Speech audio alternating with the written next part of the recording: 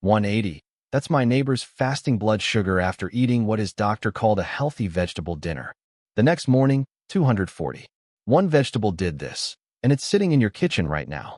I'm going to show you the 7 vegetables that spike blood sugar faster than candy, ranked from bad to catastrophic. And the number 1 vegetable on this list, it raises blood sugar even more than a glazed donut. Your doctor probably told you to eat more vegetables, but they didn't tell you this. Drop a comment saying, I deserve the truth. If you believe healthcare information should be free and accessible to everyone, and share this video to all the seniors who needs it. Only the supplement company executives and the people who profit from your confusion won't comment and share, because what I'm about to reveal will save you from medication increases, nerve damage, and years of unnecessary blood sugar spikes. And stick around, because vegetable number 1 isn't just shocking. It's probably what you ate for dinner last night. Here's what's happening inside your body right now that nobody talks about. Not all vegetables are created equal. Some vegetables are packed with starch that your body digests faster than table sugar. White potatoes, in particular, have a very high glycemic load. As a result, a baked white potato can raise blood sugar even more than a glazed donut. Let me break this down. When you eat starchy vegetables, your body breaks them down into glucose within 15 to 30 minutes. That glucose floods your bloodstream. Your pancreas panics and dumps insulin to handle it. But after 60, your cells are 70% less responsive to insulin. So that glucose just stays in your blood, damaging everything it touches. Your nerves, your kidneys, your eyes, your heart. And here's what terrifies me. Doctors are telling diabetics to eat more vegetables without explaining that starchy vegetables are associated with greater risk of developing type 2 diabetes. Unlike non-starchy vegetables, which offer protective benefits, they're lumping all vegetables together as if spinach and potatoes have the same effect on your body. They don't.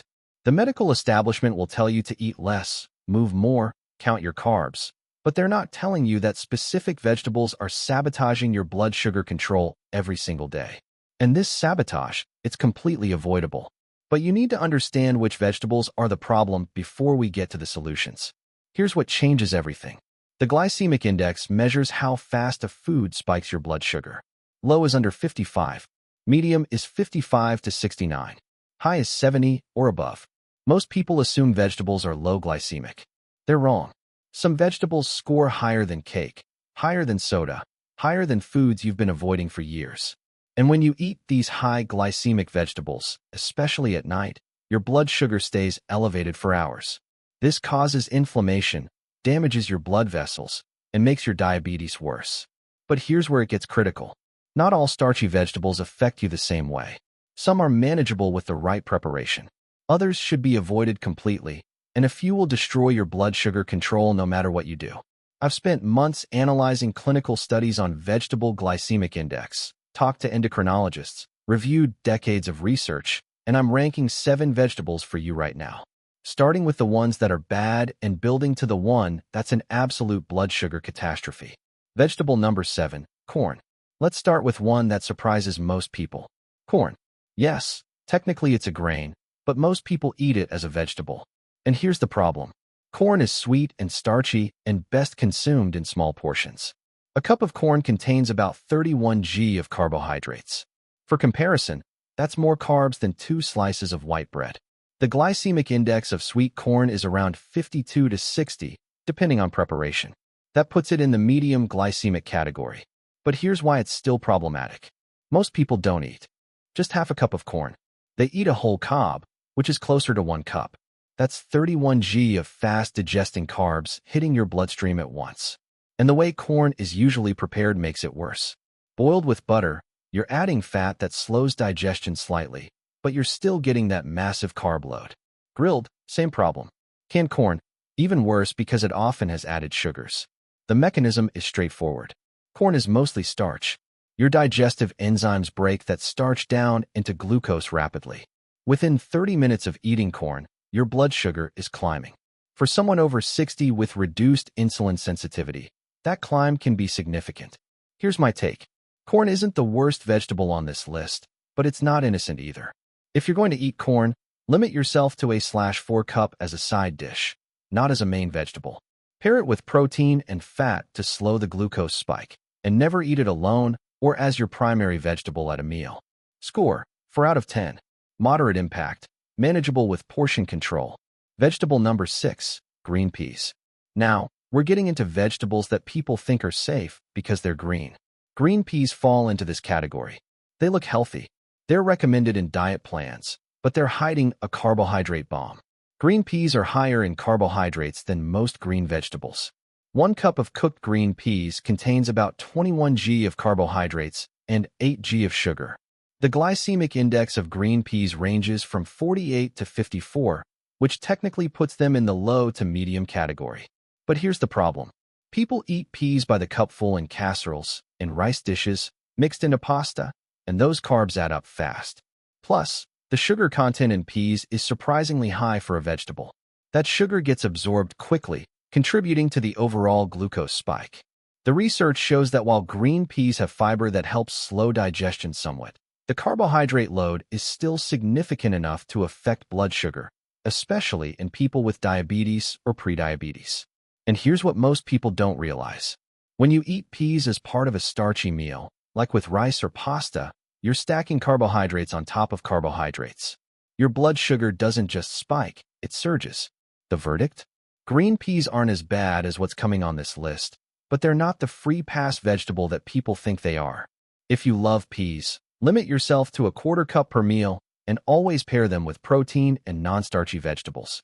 Score 5 out of 10. Moderate glycemic impact, easily overconsumed. Vegetable number 5, butternut squash. Winter squashes like butternut squash are beloved by health-conscious people. They're nutrient-dense, delicious, and recommended by nutritionists. But they have a hidden problem for diabetics. 1 cup of cooked butternut squash contains about 22 g of carbohydrates with 4 g of sugar. The glycemic index of butternut squash is around 51, which puts it in the medium category. Not terrible, but not great either. Here's what makes butternut squash particularly problematic. It's sweet. That sweetness comes from natural sugars that get absorbed relatively quickly.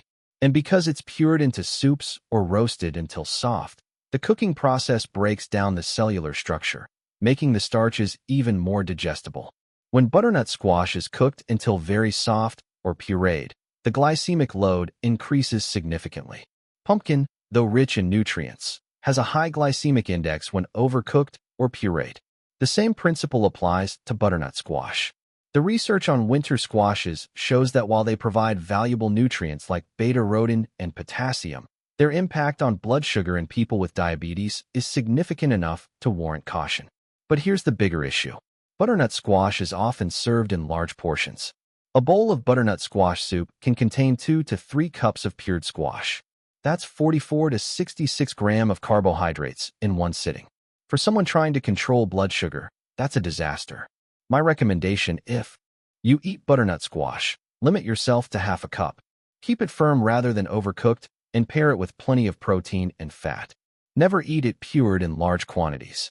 Score 5.5 out of 10. Medium glycemic load, dangerous in large servings. Vegetable number 4, beets. Now, we're entering the territory where vegetables start becoming real problems. Beets are often recommended for their nitrates and cardiovascular benefits. And yes, they have those benefits, but they also have a blood sugar cost. Beets contain natural sugars that may raise glucose if not balanced. 1 cup of cooked beets contains about 17 g of carbohydrates and 14 g of sugar. That's an incredibly high sugar content for a vegetable. The glycemic index of beets is around 64, which puts them in the medium to high category. But that number doesn't tell the whole story. The sugar in beets is primarily sucrose, which gets broken down and absorbed quickly. Clinical experience shows that people with diabetes who eat beets often see significant blood sugar spikes within 45 minutes to an hour. And because beets are often eaten in juice form or in large quantities, like a whole roasted beet, the glycemic load becomes even more problematic. Here's what makes beets particularly dangerous. They're marketed as a superfood. People think they can eat unlimited amounts because they're natural and full of antioxidants. But that sugar content doesn't disappear just because the beets have other beneficial compounds. And the way beets are typically consumed makes it worse. Beet juice, that's pure concentrated sugar with the fiber removed. Pickled beets often have added sugar on top of the natural sugar.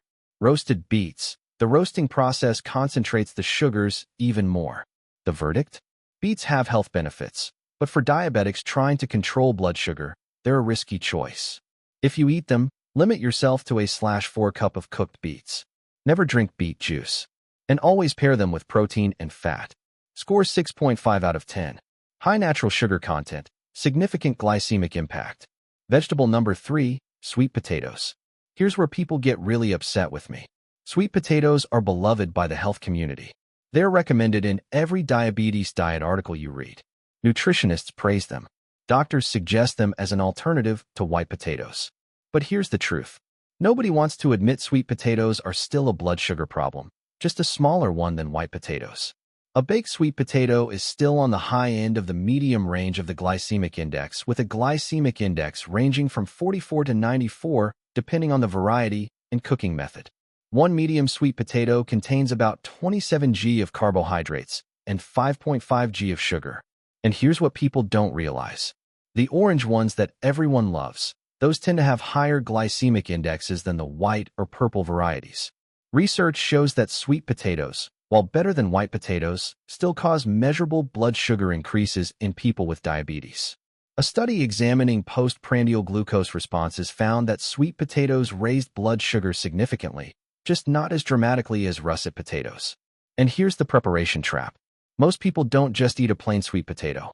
They add marshmallows at Thanksgiving. They drizzle honey on top. They mash them with butter and brown sugar. Each of these additions compounds the glycemic impact. But even without additions, a large baked sweet potato can deliver 40 to 50 grams of carbohydrates. That's more than 3 slices of bread worth of carbs. For someone over 60 trying to manage diabetes, that's enough to spike blood sugar into the 200s. The verdict? Sweet potatoes are better than white potatoes, but that doesn't make them safe. If you're going to eat them, choose smaller ones. Keep portions to 1/4 of a medium potato, and always pair them with significant amounts of protein and fat. Score 7 out of 10. Medium to high glycemic, deceptively marketed as healthy. Vegetable number 2, parsnips. Here's one that flies completely under the radar. Most people have never heard that parsnips are a blood sugar problem. They look like white carrots. They're used in soups and stews. They seem innocent. They're not. Parsnips have a glycemic index of approximately 97. That's higher than white bread, higher than donuts, higher than most desserts. 1 cup of cooked parsnips contains about 27 g of carbohydrates, primarily as starch and sugar. The reason parsnips are so problematic is their structure. They're a root vegetable that's almost entirely starch. When cooked, that starch breaks down rapidly and floods your bloodstream with glucose.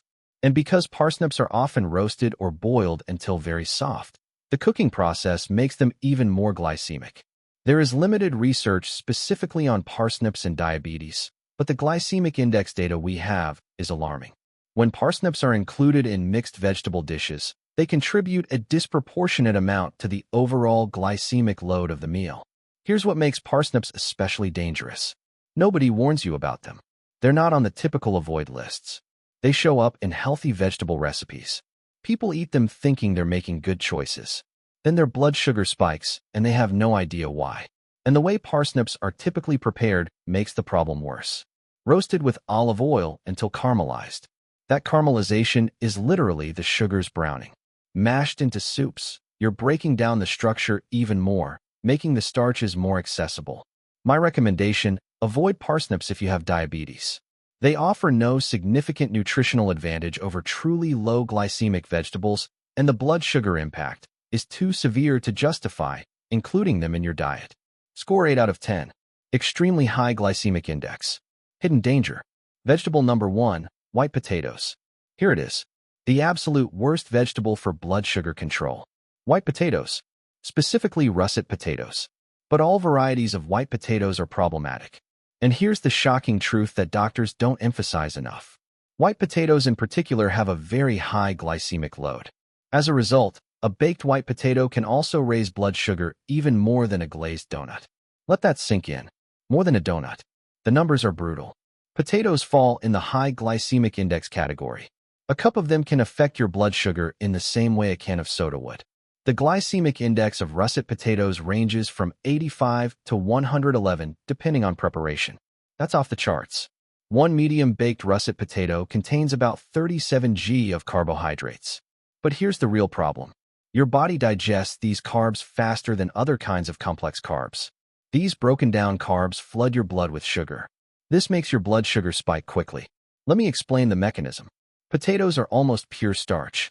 When cooked, that starch gelatinizes, which means the structure breaks down.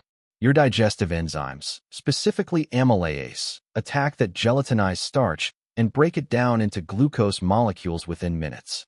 That glucose enters your bloodstream in a massive wave. Consumption of foods with high levels of amylopectin elicit a rapid spike in blood glucose levels, which is undesirable for individuals who are prediabetic, diabetic, or obese. And potatoes are loaded with amylopectin, the rapidly digested form of starch.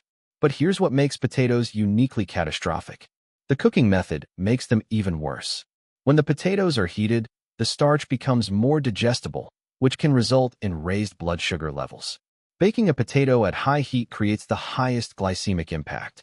Mashing potatoes breaks down the cell walls completely, making the starch even more accessible. The research on potatoes and diabetes is damning.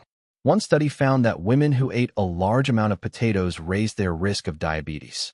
Another study found an 11% increase in diabetes risk with each daily serving of white rice. And potatoes have similar effects. And here's the kicker. The glycemic index of pure mashed potato was 108. That's as high as you can get. Pure glucose is rated at 100. Mashed potatoes are worse than pure glucose. Clinical studies show exactly how bad this is. When people with diabetes eat potatoes, their blood sugar spikes within 30 minutes and stays elevated for 2 to 3 hours. That prolonged elevation causes inflammation, damages blood vessels, and accelerates diabetic complications. Here's what's really happening inside your body when you eat a potato. Within 15 minutes, glucose starts flooding into your bloodstream. By 30 minutes, your blood sugar has spiked by 60 to 100 points. Your pancreas releases massive amounts of insulin to try to handle this. But if you're over 60, your cells don't respond well to that insulin, so the glucose stays in your blood. By 60 to 90 minutes, you're at peak blood sugar. For many people with diabetes, that means readings in the 200s or even 300s from a single potato. Your blood vessels are being damaged. Your kidneys are working overtime. Your eyes are being affected, all from one healthy vegetable. And the aftermath is just as bad. After 2 to 3 hours, that massive insulin response finally brings your blood sugar down. But it often overshoots, dropping you below normal. This creates hypoglycemia, which triggers intense hunger and cravings for more carbohydrates. This low level of blood sugar tends to stimulate hunger and the desire to consume more high glycemic foods. So you end up in a blood sugar roller coaster. Spike from the potato, crash from the insulin response, desperate hunger, eat more carbs, spike again. This cycle destroys your metabolic health. But here's what makes potatoes truly unforgivable for diabetics. They're everywhere. French fries, mashed potatoes, baked potatoes, potato salad, hash browns, potato soup, chips. Restaurants serve them with everything. They're cheap. They're filling. They're addictive. And doctors have been terrible at warning people about this. They say, eat more vegetables without differentiating between broccoli and potatoes. They tell people to watch portion sizes without explaining that even a small potato is too much. The research is clear. High potatoes consumption may lead to a sharp rise in postprandial blood glucose concentrations, finally result in VEL dysfunction or VE cell exhaustion and the occurrence of type 2 diabetes. Your pancreas literally wears out from trying to handle the glucose load from repeated potato consumption. Now, before you completely despair, let me tell you about the one way to make potatoes slightly less catastrophic. And this is backed by real science. Results showed that the chilled potato elicited significant reductions at 15 and 30 minutes in glucose, insulin, and glucose-dependent insulinotropic peptide. Cooling cooked potatoes creates resistant starch, which is starch that resists digestion. When you cook a potato, then refrigerate it for at least 12 hours, and then reheat it, you increase the resistant starch content by 2 to 3 times. This resistant starch travels to your large intestine, where gut bacteria ferment it instead of being absorbed as glucose. the area under the curve for insulin and glucose-dependent insulinotropic peptide were significantly lower after the chilled potato. Clinical studies show this can reduce the blood sugar spike by 25 to 40%. But here's the hard truth. Even with this preparation method, potatoes are still problematic. The resistant starch helps, but it doesn't eliminate the issue. You're still getting a significant carbohydrate load. You're still spiking your blood sugar, just not as drastically. And most people don't prepare potatoes this way. They eat them fresh, hot, and in large portions, which gives them the full glycemic catastrophe. Score 10 out of 10. Maximum blood sugar damage.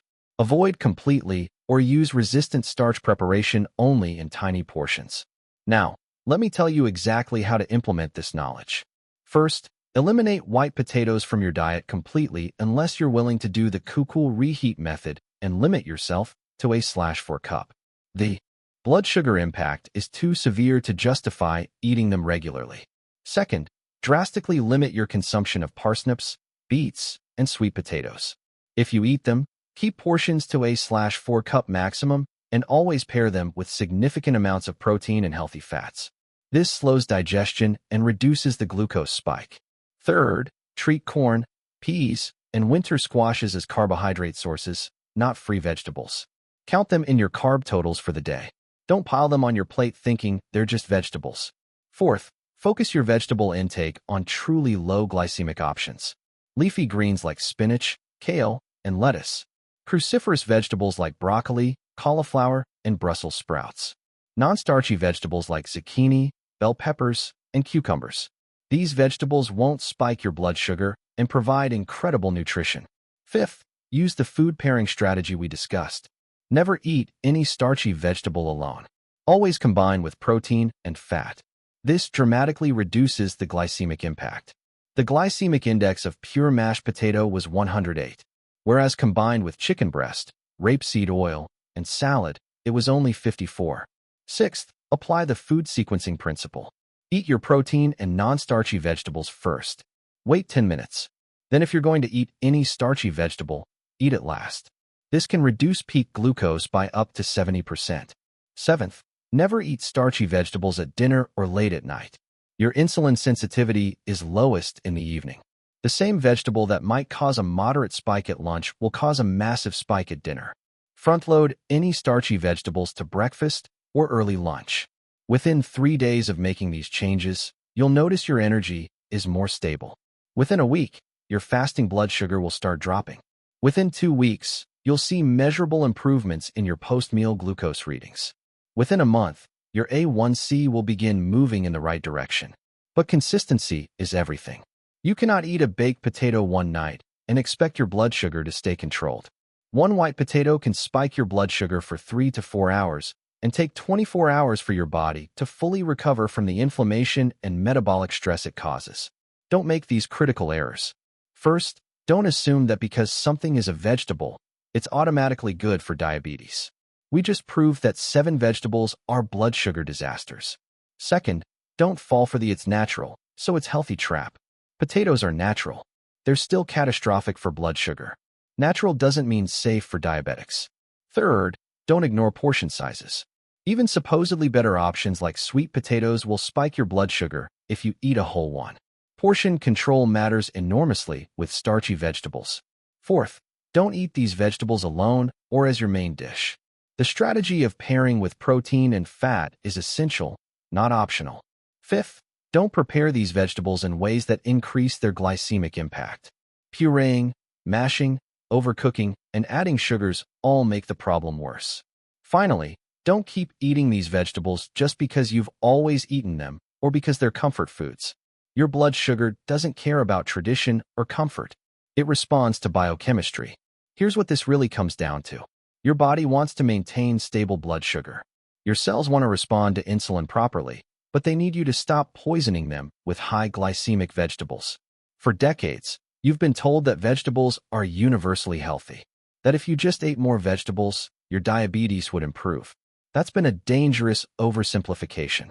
Some vegetables protect you, others destroy you. Higher intake of starchy vegetables is associated with greater risk of developing type 2 diabetes. Unlike non-starchy vegetables, which offer protective benefits, The science is clear. The vegetable matters. Your great-grandparents didn't eat potatoes at every meal.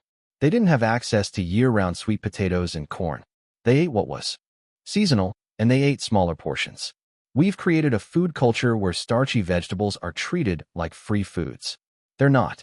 But for some people, that cannot totally eliminate potatoes in their diet. In the next video, I explained how you can eat bread, rice, and potatoes without the blood sugar spikes happening. If you believe everyone deserves access to real health information, not just fear-mongering from supplement companies, share this video to other seniors that needs it. Only those who profit from your confusion won't share.